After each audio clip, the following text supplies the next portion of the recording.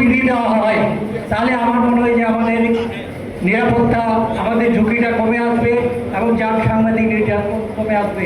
এই আহ্বানটুকু এবং পরামর্শ রেখে আমার বক্তব্য এখানে শেষ করছি। আসসালামু আলাইকুম।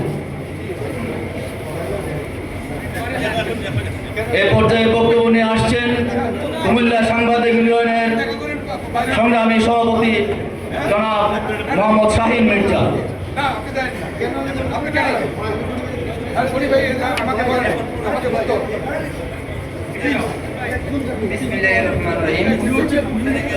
আজকের এই কাউন্সিলের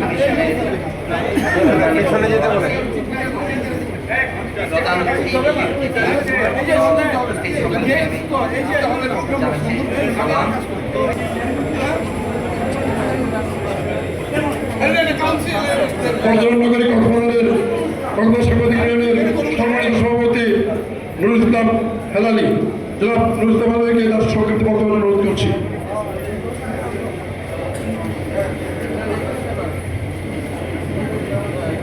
বিসমিল্লাহির রহমানির রহিম।